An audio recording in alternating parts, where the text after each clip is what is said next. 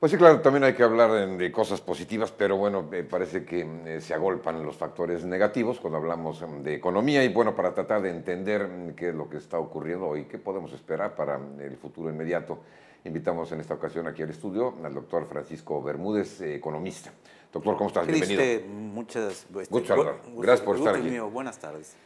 Doctor, para no, vamos, volver a caer en temas que creo que han sido suficientemente analizados, como el de la caída en los precios internacionales del petróleo, que afecta a la economía nacional, la homologación del IVA aquí en la frontera desde hace ya año y medio.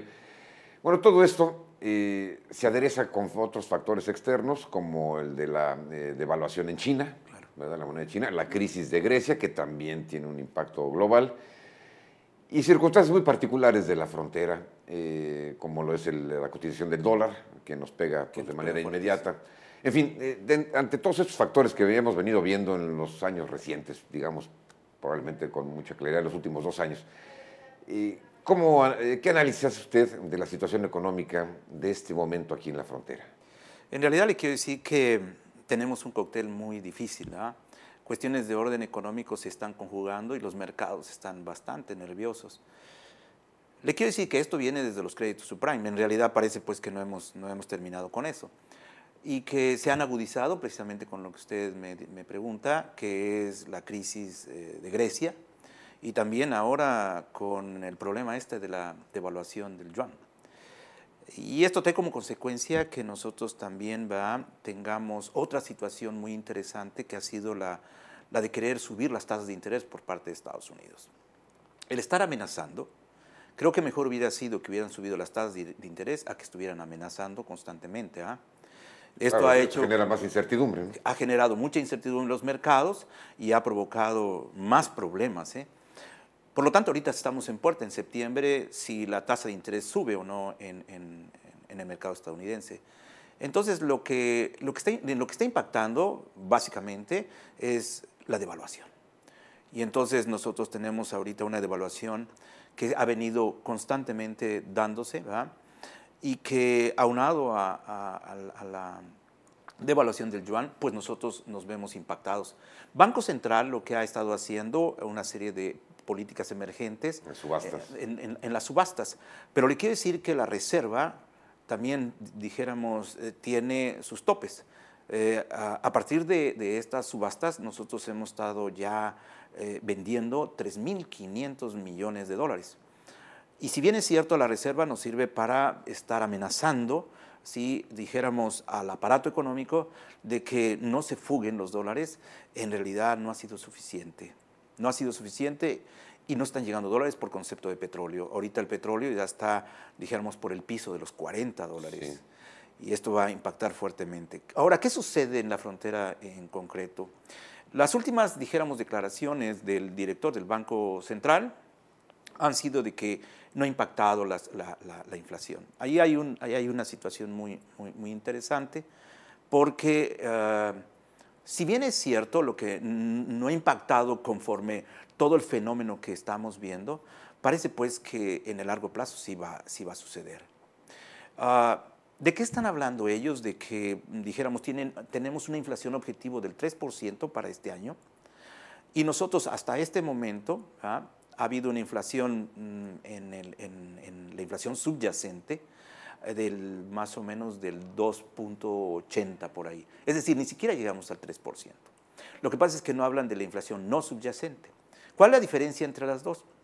La no subyacente contabiliza toda la canasta, mientras que la subyacente solamente contabiliza aquella canasta o aquellos productos que no han sido volátiles.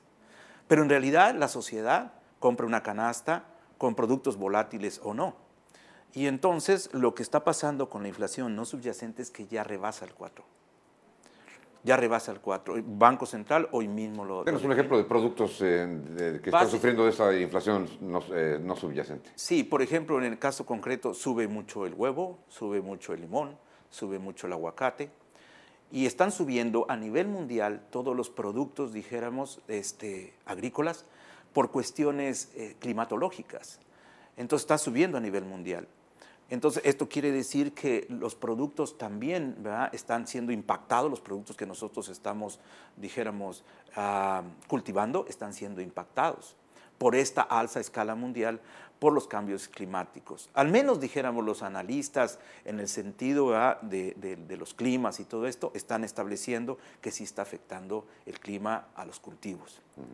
Eso por una parte. Por la otra es que, dijéramos, se ve sacudida la frontera de dos maneras. Dijéramos, por un lado, el alza del dólar, lo que sucede es que menos gente va a San Isidro, a San Diego, a Chulavista, porque inclusive se están ya quejando de que no llega la gente a comprar. Por el otro lado, nosotros importamos, nosotros tenemos en este momento déficit en cuanto a nuestro balance comercial y siempre hemos tenido déficit. Es un problema estructural que nosotros tenemos. Así es que si estamos importando muchas de las cosas que estamos consumiendo, lógicamente estas nos están saliendo muy caras. Claro. Y que tarde que temprano esto tiene que subirle. Por ejemplo, si yo soy una persona que está comerciando, que está trayendo ropa de Estados Unidos, bueno, lógicamente en automático tengo que subirle. O sea, cualquier persona, por lógica, se va a dar cuenta de esto. Entonces, esto es muy interesante porque si bien es cierto, en un primer momento no vemos inflación, en un segundo momento, en un mediano plazo, inclusive en un corto plazo, inevitable. Sí, viene la inflación y es inevitable. Sí. Ese sería el panorama. Pues, ese es el panorama que nosotros... digamos, para este 2016, que ya lo decía el gobernador, que se ve difícil y creo yo que no se requiere ser un especialista en el tema para advertir que así será, ¿no? Sí, yo creo que la gente lo que tiene que empezar a hacer es ser muy cuidadoso con su gasto, muy cuidadoso, porque se vienen unos tiempos un poquito difíciles. ¿Sí? No queremos ser unos agoreros, ¿verdad? Sí, no, negativos del futuro, pero la verdad es que con todo este cóctel cualquiera se da cuenta. También impacta, por ejemplo, aquellos que tienen empresas extranjeras en el país, impacta positivamente una devaluación para ellos. Por ejemplo, en el caso concreto del pago de los salarios, ellos cada vez pagan menos. En la medida en que, dijéramos, el dólar se va revaluando y nuestra moneda se va devaluando, a nosotros nos seguirán pagando 100 pesos, sí, dijéramos en el caso concreto de la maquila, ¿no? Sí.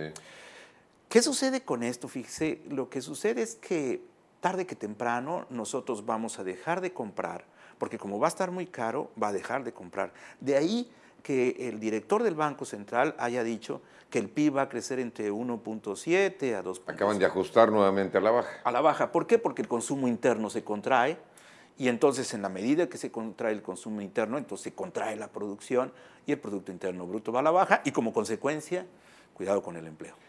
Pues todo esto hace ver un diagnóstico difícil y como dice, bueno, lo que podemos hacer nosotros, pues simplemente cuidar nuestro presupuesto, cuidar nuestro ingreso. Sí. Pues no son momentos para gastar en hacer gastos superfluos. Sí, sí. En fin, y pues no nos queda otra más que tratar de sobrevivir de la mejor manera, claro sí, como estamos muy acostumbrados los mexicanos, ¿verdad? Sí, sí. En este panorama, podríamos pensar que estas reformas, tanto la fiscal como la energética del 2013, coincidieron con una muy mala época internacional y que esto se conjuga, pues de manera que estos efectos positivos que nos prometía el gobierno, tanto el ejecutivo como el legislativo, que habrían de traer estas reformas, pues no van a llegar porque las condiciones no están dadas para eso. Sí, indudablemente. Si seguimos defendiendo las reformas solamente por una cuestión de orden político, no es validero. Yo creo que necesitamos forzosamente hacer un análisis más serio de las reformas. La primera, por ejemplo, vamos a poner la fiscal, lo que originó también es un aumento en los precios. Y no originó un aumento en los precios en el diferencial del 11 al 16, ¿no? Sino originó un aumento en los precios en el 16. La mayoría, dijéramos, de los actores económicos lo que hicieron fue subir al 16%. Eso fue muy visto aquí en la frontera.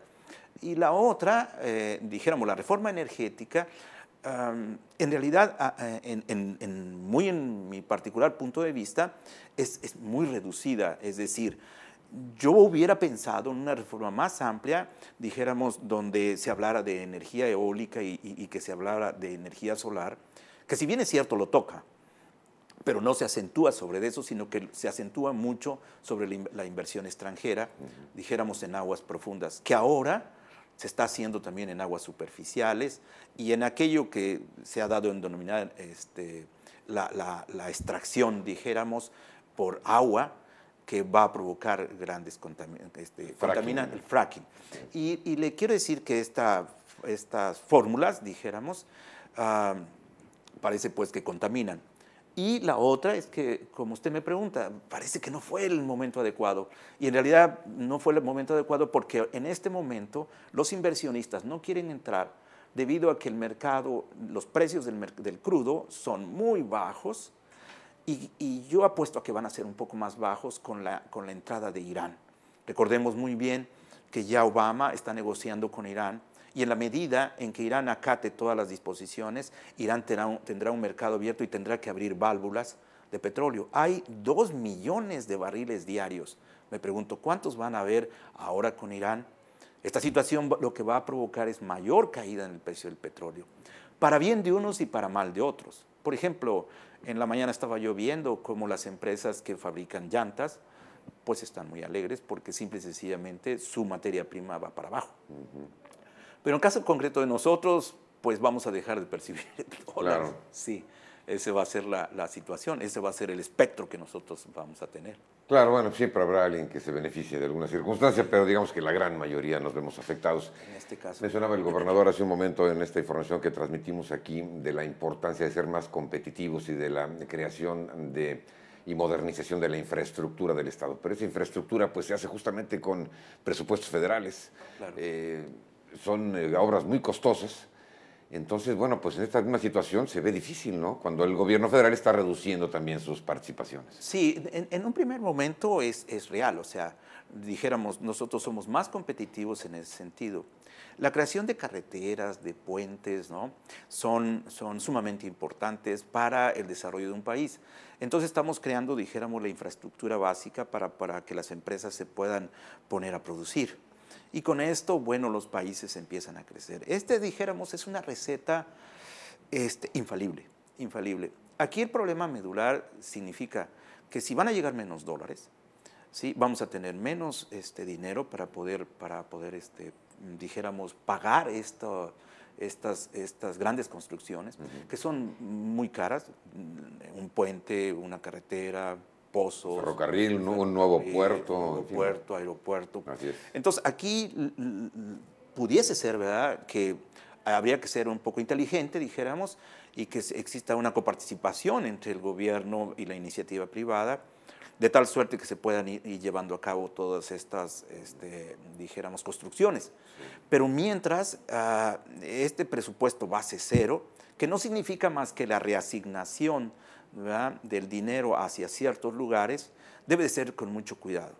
El gobernador apuntó que ahora están revisando con lupa hacia dónde va a ir esto, ¿no?